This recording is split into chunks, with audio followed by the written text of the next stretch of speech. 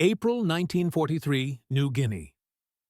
The jungle was still dark when the engine started. Two silver shapes shimmered under the dawn haze. Twin booms, slender wings, glinting with dew. The air smelled of fuel and rain-soaked coral dust. On the edge of the runway stood a young lieutenant, 23, the son of an Iowa farmer. He'd grown up fixing tractors and chasing dust storms across endless fields. Now, he was about to take off in something no one on Earth had ever flown in combat before, the Lockheed P-38 Lightning. He climbed into the cockpit, sweat running down his back as the tropical heat rose with the sun. Around him, ground crews shouted, hands to ears. The twin Allison engines screamed to life, vibrating through steel and bone. Ahead, the horizon burned gold. Minutes later, 4 lightnings rolled down the strip. The radio crackled. Radar had spotted Japanese bombers inbound. As the formation climbed through the mist, sunlight flashed across polished aluminum. For the first time, the enemy would face America's new creation. Fast, lethal, and unlike anything they had seen before. That morning, over the steaming jungles of New Guinea, the Lightning earned its name. By the spring of 1943, the Pacific War was still young, but it had already drained the United States of illusion. 18 months earlier, Japanese bombers had struck Pearl Harbor. In the months that followed, one Allied outpost after another fell under the rising sun. Wake, Singapore, the Philippines. American airmen fought with courage, but their machines, the P-40 Warhawk, the P-39 Airacobra, were outclimbed, outturned, and outgunned by the nimble Mitsubishi Zero. The U.S. Army Air Forces faced a problem of distance and design. The Pacific was not Europe. There were no short hops from field to field, no tight fronts, no safety nets. Pilots needed aircraft that could fly hundreds of miles over ocean, climb fast enough to catch bombers, and hit hard enough to end the fight in a single burst. In 1942, that aircraft existed only on paper, at a small California company named Lockheed. The engineers there called it the P-38 Lightning. 2 engines, twin tails, turbo superchargers that could push it past 400 miles per hour. It looked strange. Alien, almost. But it promised something no other fighter could. Speed, range, and firepower in one frame. While older models strained to reach the front lines, early test pilots whispered about the P-38's potential. One of them, Lieutenant Ben Kelsey, called it a fighter with bomber legs. Commanders in the Pacific desperately needed both. By late 1942, as American factories roared to life, the first Lightnings began to arrive in crates at Townsville, Australia. Hundreds of parts, all steel and mystery. Mechanics assembled them under open skies, learning their balance and quirks as they went. From there, they were flown north, toward the steaming jungles and scattered airstrips of New Guinea, the front line in America's first real push. Against Japan, the 49th Fighter Group was one of the first to receive the new aircraft. Its pilots had been flying whatever they could keep in the air. Worn P-40s patched with tape and scavenged parts. When they saw the P-38 gleaming silver under the tropical sun, it looked like something from another world. But with the new machine came a new kind of war. The Japanese air forces based at Rabaul and Wewak controlled the skies over northern New Guinea. Their pilots were veterans, disciplined, deadly, and confident that no American aircraft could catch them. The long, jungle-choked terrain favored their light, agile fighters. Allied bases were primitive. Mud runways carved from coral, tents flapping in constant rain. Into this harsh theater came men like Lieutenant Mark Shipman, the farm-born pilot who would soon make history. He had learned to fly in dusty Midwestern skies before joining the Air Corps at the outbreak of war. Like many in his unit, he wasn't a professional soldier, just one of thousands of young Americans suddenly thrust into a global conflict that demanded skill, nerve, and something more, adaptability. Every day, they rose before dawn, checked their planes, and waited for the alarm. Each mission was a gamble. The heat could cook an engine, the jungle could swallow a wreck whole, and the enemy always seemed to appear first. But the P-38 offered them something they had never had before, a fighting chance. And on one humid morning in April 1943, that chance would turn into legend. At Port Moresby, life was measured in missions and meals. If you got both in a day, you were lucky. The airfield was a sprawl of pierced steel planking, oil drums, and sweat-stained tents. Mechanics worked around the clock, often barefoot in the mud. The jungle crept closer every day, swallowing wrecks, bones, and secrets. For the young pilots of the 49th Fighter Group, it was a world away from home. Most had come from small towns, farm boys, factory apprentices, mail clerks turned airmen. They were not career soldiers. They were sons who had traded tractors for throttle levers. Their accents stretched from Kansas to New York. But they shared one purpose: to survive the day and master the machine that could change the war. The P-38 Lightning was not an easy plane to love. It was fast, but unforgiving. Its turbocharged engines required constant balance, too much power on one side, and the aircraft could flip in a heartbeat. The controls were heavy at low speeds, the cockpit cramped and stifling in tropical heat. But once airborne, once those twin Allisons were synchronized, the Lightning became a thing of grace, climbing faster, diving harder, flying farther than anything the Japanese had yet faced. Pilots learned quickly that it demanded precision and rewarded courage. In early skirmishes near Buna and Leh, P-38s began testing their speed against the vaunted Zero. At first, results were mixed. Some American pilots tried to dogfight in the traditional sense, turning tight, chasing tails, and paid dearly for it. The Japanese Mitsubishi A6M0 could outturn almost anything in the sky. But as missions went on, a pattern began to emerge. The Lightning could dive harder, longer, and faster. Its weight and twin engines allowed American pilots to perform what became known as boom and zoom attacks. Fast dives from altitude, guns blazing, followed by a steep climb back to safety. The Zeros couldn't follow. In those moments, the balance of air power began to shift. Training evolved from textbook maneuvers to instinct and improvisation. Officers like Major Richard Bong and Thomas Lynch, men barely older than the rest, developed new tactics on the fly. They taught their squadrons to fight with energy, not elegance. Never turn with a Zero, they said. Hit once, climb, and live. The lessons spread through the 49th Group like gospel. By March 1943, the pilots had grown confident. The Lightning's 20mm cannon and 450 caliber machine guns could shred a bomber in seconds. Its range allowed it to escort Allied bombers deep into enemy territory. But it was still unproven in decisive combat. No American ace had yet claimed 5 victories in the type. Then came reports of a large Japanese raid forming near Wewak.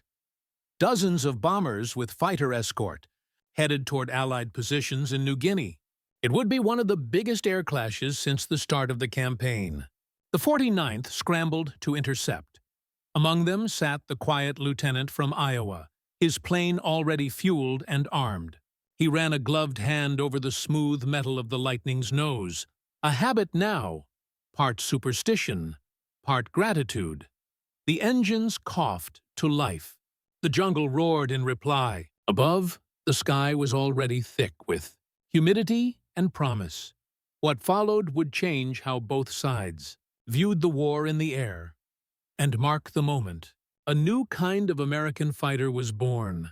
For most of you, men in the 49th Fighter Group, war wasn't just fought with machines. It was fought with nerves. Each sortie was a test of balance between fear and instinct, between training and the unknown. And for Lieutenant Mark Shipman, the soft-spoken pilot from Iowa, the transition from cornfields to combat skies had been as abrupt as it was absolute.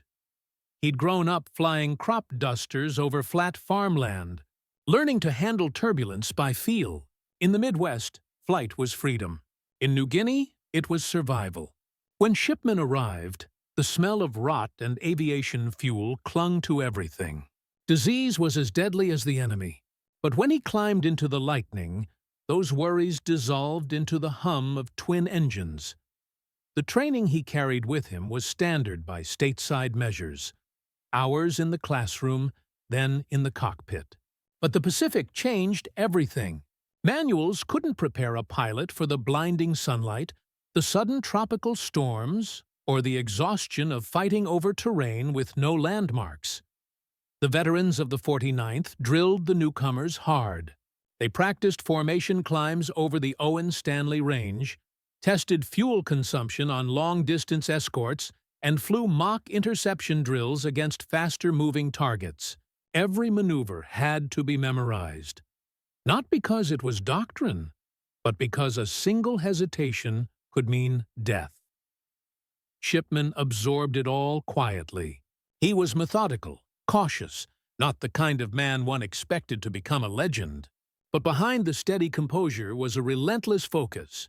He spent evenings walking the flight line, studying the shape of the Lightning's wings, the symmetry of its engines. To him, the aircraft wasn't just a weapon. It was a living thing, demanding respect. When the first real scramble alert came, Shipman's movements were automatic. Boots in mud, goggles down, throttle forward. He didn't think of fear or glory, only procedure. The men around him were the same. Some prayed, some cursed, some smiled. Every one of them knew that once the wheels left the ground, everything depended on instinct. In the cockpit, Shipman glanced once at the photograph taped beside his compass, his family's farm under a wide Iowa sky. Then, as the Lightning lifted into the heat, that image dissolved into the Pacific clouds. He had crossed the line between training and truth, between the boy who flew for joy and the man who flew to survive. The Lockheed P-38 Lightning was a machine built for contradiction, fast but heavy, sleek but complex. To pilots used to single-engine fighters, it looked like an experiment gone too far. Two engines, twin tails, a narrow central pod for the pilot. It was as if an engineer had tried to draw speed itself. Yet behind its alien shape was the most advanced fighter America had ever fielded. Each engine powered a turbo supercharger, forcing air through steel spirals that let the Lightning climb above 30,000 feet, where the air was thin and cold. Its top speed, over 400 miles per hour, made it one of the few Allied aircraft able to meet and outrun anything Japan or Germany could launch. In a war fought across oceans that mattered more than elegance, the Lightning's firepower came from its nose. 450 caliber Browning machine guns and a single 20mm cannon, all mounted close together. Unlike wing-mounted guns that sprayed wide, the P-38's concentrated fire struck like a lance. One short burst could shatter a bomber or cut a fighter's wing in half. But its real strength lay in how American pilots learned to use it. Early on, they tried to dogfight, a fatal mistake against the Zero's agility. By mid-1943, experience had rewritten the rules. The P-38's weight and twin engines gave it unmatched dive speed. Pilots used altitude as ammunition. Dive fast, fire once, climb away. Japanese airmen began calling it the two-tailed devil. They could see it coming, but they couldn't match its descent. In the Pacific, where distances were vast and recovery fields few, the Lightning's twin engines meant safety. If one failed, the pilot could still limp home. Many who would have been lost in single-engine aircraft lived to fight again because of that simple fact. Every mission added new refinements. Ground crews adjusted turbochargers, replaced propeller governors, and learned how to balance the asymmetric thrust that could tear a careless pilot apart. Within months, the 49th Fighter Group turned the P-38 from a mechanical curiosity into a precision weapon. By April, the Lightnings at Port Moresby were ready.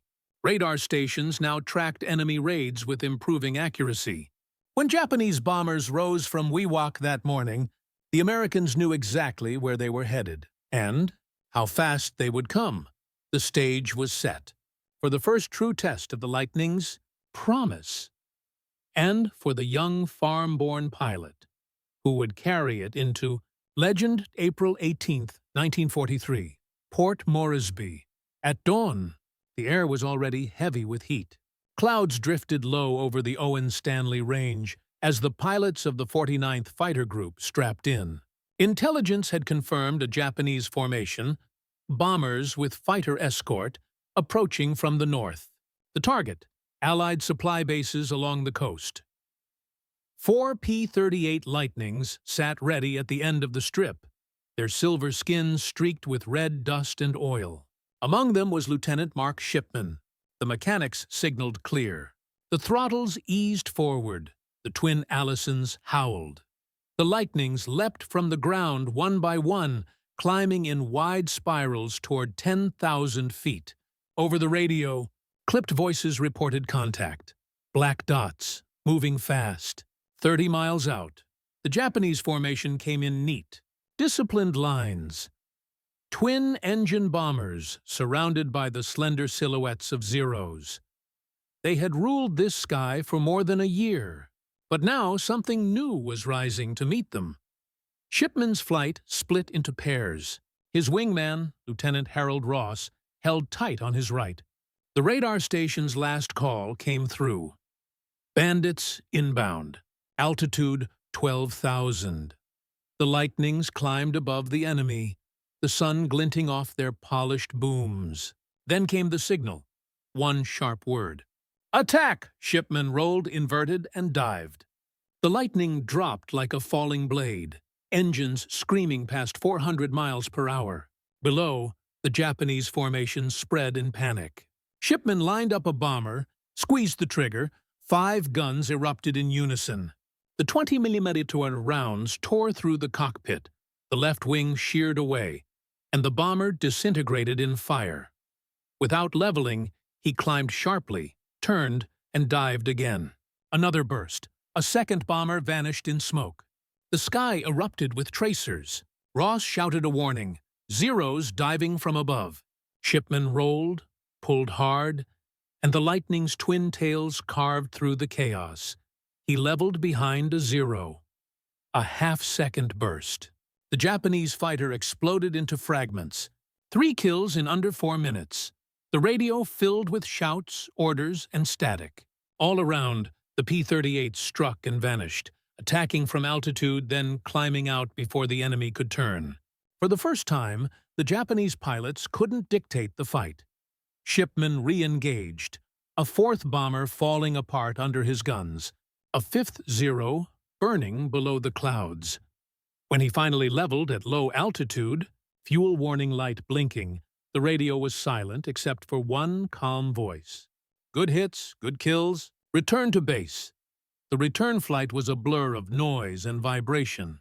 Shipman's P-38 shuddered from bullet holes across its right wing, the left engine coughing unevenly. Below, the green sprawl of jungle stretched to the horizon. He throttled back, coaxing the Lightning home on one good engine. Behind him, the sky still burned. The Japanese formation had disintegrated. Bombers trailing smoke. Fighters scattered in every direction. Allied observers on the coast counted wreckage falling into the sea for miles. By the time the Lightnings disappeared into the haze, more than a dozen enemy aircraft were gone. At Port Moresby, the field crews were waiting. The first Lightning touched down hard, tires screeching. Then another. Then Shipman's, one propeller feathered, the fuselage riddled, but alive. When he climbed out, his face was streaked with sweat and oil. A ground crewman handed him a canteen. He drank, wordless. The squadron commander approached with a clipboard. The after-action reports began. Altitude, range, ammunition expended. Shipman spoke quietly, recounting each burst, each target. When the count was verified, the number stunned everyone. 7 confirmed kills. The farm kid from Iowa had become America's first lightning ace. News of the engagement spread within days. Headquarters confirmed the victory over the Japanese raid. The P-38 had proven itself in open combat. Fast, lethal, and utterly dominant at altitude. Intelligence officers studying intercepted Japanese radio messages found repeated references to twin-tailed demons. The enemy had no countermeasure, no fighter with the climb or dive speed to match it. The victory sent ripples far beyond New Guinea. Across the Pacific, other squadrons took note. Training manuals were updated with new tactics. Altitude advantage, boom and zoom attacks, energy retention in dives. The Lightning was no longer an experiment. It was doctrine. For Shipman and his crew, there was little time to celebrate. The next day brought new alerts, new missions, new raids. But something fundamental had changed. American pilots had found a weapon they could trust. And the Japanese had met an opponent they could no longer outfly. As dusk settled over the airfield, the mechanics worked under lantern light, patching bullet holes, checking fuel lines, preparing for the next sortie. Shipmen walked past the rows of aircraft, their silver surfaces reflecting the last traces of sunlight. The war was far from over. But on that April evening, one young man and one extraordinary machine had turned the tide of the air war in the Pacific. By morning, the news had reached the operations tent. The mission's results were officially logged. 14 Japanese bombers destroyed, 8 fighters confirmed downed, and no American losses. It was a record-breaking interception, the first time a U.S. unit had completely shattered a major Japanese air raid before it reached its target. But behind the numbers lay something deeper. For the first time since the early months of the Pacific War, American airmen felt they had seized the initiative. The Lightning's performance had erased months of doubt.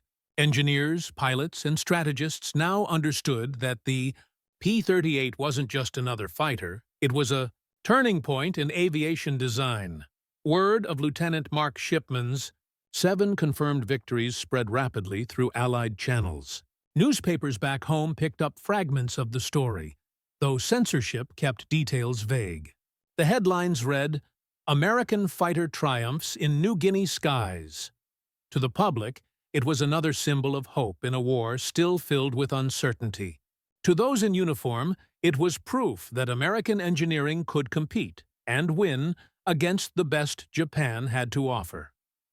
At Lockheed's Burbank factory, where the first Lightnings had rolled off the assembly line only 3 years earlier, workers pinned newspaper clippings to bulletin boards. Mechanics who had built engines and riveted panels by hand read about Shipman's fight as if it were a personal victory. They began stenciling small lightning bolts on toolboxes and hangar doors. Meanwhile, in Rabaul, the Japanese command held emergency meetings. Reports from the surviving Zero pilots described the unreachable speed and impossible dive of the new American fighter. They noted that bullets from the Lightning's nose-mounted guns hit before they could even see the tracers. The convergence point too tight, the angle too steep to evade. For Imperial planners, the lesson was clear and grim. Japan's air superiority over the South Pacific was gone. Shipman's victory report became a training case across the 5th Air Force. Pilots studied his combat footage and learned from his split-second decisions. How he used altitude, patience, and timing instead of turning battles into chaotic dogfights. It wasn't just flying skill, it was discipline born from mechanics and farming, understanding machinery, respecting limits, reading conditions. By mid-1943, more Lightnings were arriving in the Pacific, their silver bodies gleaming in the tropical sun. Each new squadron brought lessons refined from Shipman's encounter. They flew farther, struck harder, and came home alive more often than any other fighter in the theater. The Japanese soon realized that whenever their formations crossed open sky over New Guinea, those twin contrails would appear, silent at first, then screaming down like thunderbolts. The legend of the two-tailed devil had begun. The weeks that followed saw the Lightning's reputation grow almost daily. Every mission out of Port Moresby seemed to prove another point, that speed, altitude, and discipline could outmatch even the most experienced Japanese aviators. By late April, Allied intelligence confirmed that Japanese bomber crews had begun altering flight routes to avoid Lightning patrol sectors. Reports intercepted by U.S. cryptographers described nervous airmen who now requested heavy fighter escorts or lower-altitude approaches, anything to reduce the chance of meeting the twin demons. Within the 5th Air Force, Lieutenant Mark Shipman became a quiet legend. He refused interviews, rarely spoke about his victories, and insisted that credit belonged to his mechanics. "If the engines hold, we come home," he reportedly told a war correspondent. "That's their doing, not mine." His humility struck a chord among pilots and crews alike. The story of the farm kid turned ace reminded everyone why they were fighting.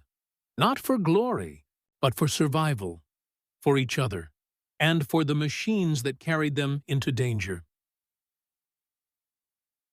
Across the Pacific, Lockheed engineers continued refining the design. Newer variants of the P-38 arrived with longer-range drop tanks, improved cooling systems, and automatic engine controls. These changes transformed the Lightning from a local interceptor into a long-range escort fighter, capable of reaching deep into enemy territory. The impact was felt most dramatically in 1944, when P-38s escorted bombers all the way to the Philippines, and later to the Japanese homeland itself. In those missions, the aircraft's endurance and firepower made it indispensable. The U.S. Army Air Forces would credit the P-38 with more aerial victories in the Pacific than any other American fighter. As for Shipman, his war continued much as it began, quietly and relentlessly. He flew dozens more missions, mentoring younger pilots who had grown up hearing his name. Some would later recall how he emphasized patience over bravado. "Don't chase the kill," he'd say. "Climb, wait, strike once, then get out." By the end of the war, his record stood as one of the highest among early Lightning aces.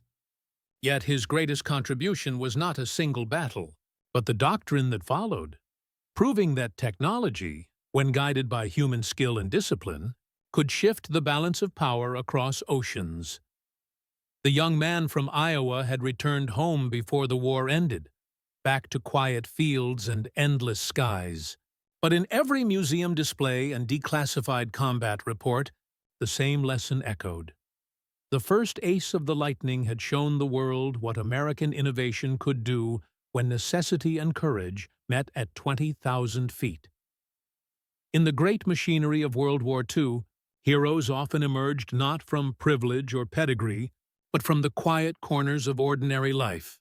Mark Shipman, the Iowa farm boy who became the first Lightning ace, was one of them. His story was not about luck, but preparation meeting invention.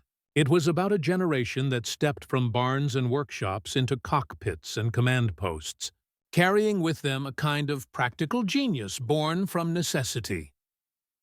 The P-38 Lightning symbolized that same spirit.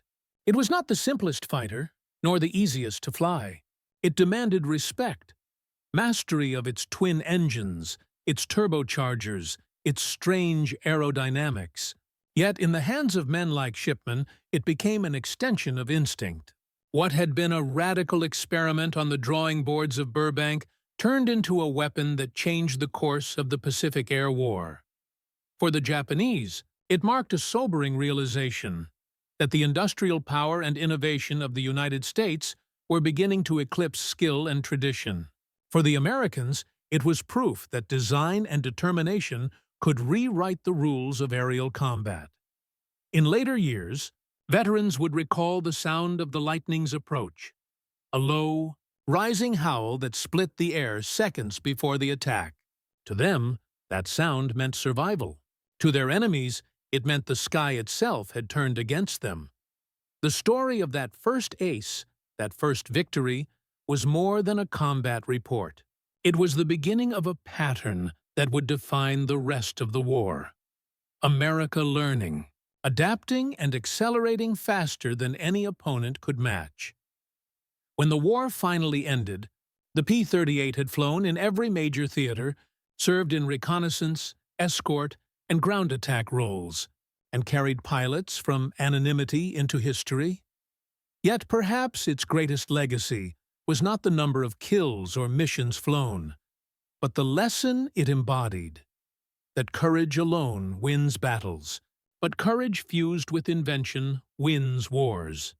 Somewhere over the Pacific, high above the clouds, that lesson was first written, in contrails and cannon fire, by a quiet young man who once fixed tractors in Iowa.